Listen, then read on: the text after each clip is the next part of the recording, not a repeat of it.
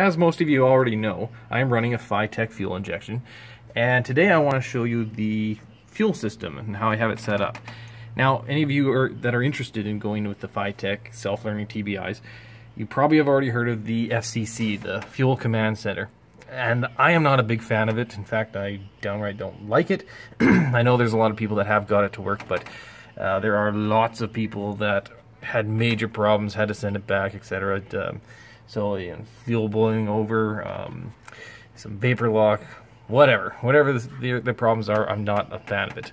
I am a bigger fan of the return style, which obviously is how I am running mine. But it does mean a little bit more expensive because I had to go with a new fuel tank with an in-tank fuel pump and obviously rerouted the lines.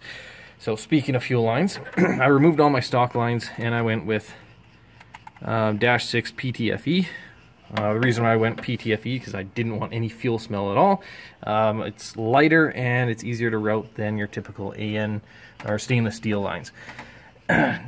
For me, I ran my lines down here and I put some that heat reflective wrap just to, I don't know if it does anything, but I put it on just in case.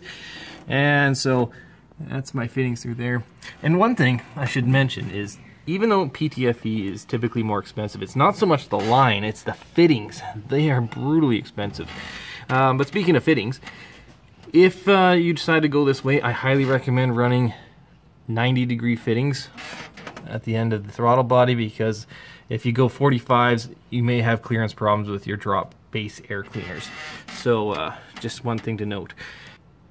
Now the FiTech can do pulse width modulation, so what I did was from the main harness, I have the fuel pump wire going into an external relay, and power feeding the relay comes straight from the battery, right? And then from the relay I have power feeding my fuel pump. And the line going, the power line from here to the fuel pump, I recommend going with 8 gauge, but a minimum of 10 gauge, just because it's such a long feed and such a draw for power. So, and it works just fine. Let's go and take a look at the fuel tank. For the gas tank, I spent the big bucks and I went with a Rick stainless steel gas tank. Now, for most applications, I would recommend a Tanks Inc. Gas tank with a Walbro 255 fuel pump. I have a 340 liter fuel pump just in case I ever go up to like 850 horsepower. As you can see, I have plasti dipped it black, which could use some touch-ups, but I like it black better than the stainless steel.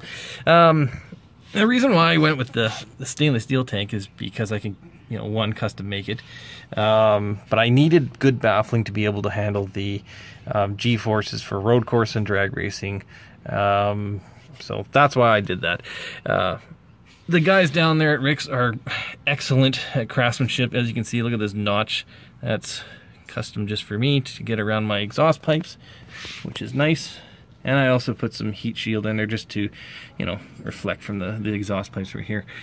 But full disclosure, in the last, well, my one and only road course adventure with this tank, I was getting fuel starvation under half a tank of gas, which was really disappointing because that was basically what a Tanks Inc. or Aeromotive tank could do.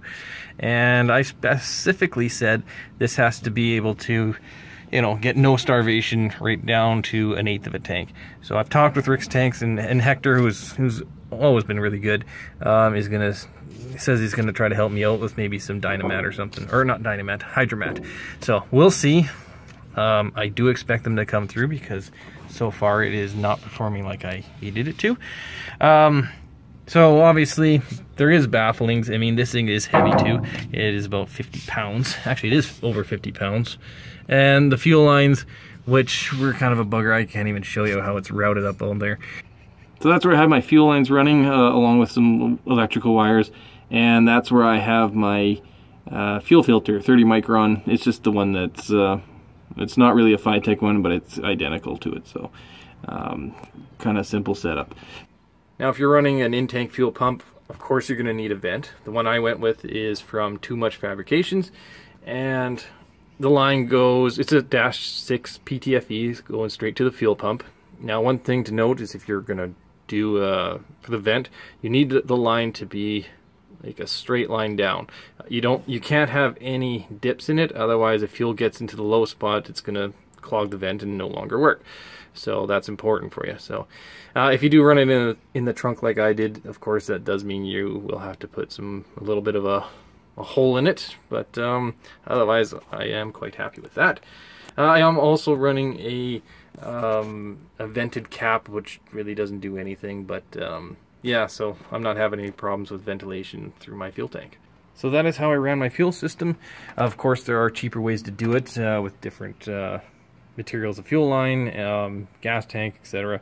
But I do think that the return style is the way to go. So anyways, hope that helped anybody. And as usual, thanks for watching, and see you next time.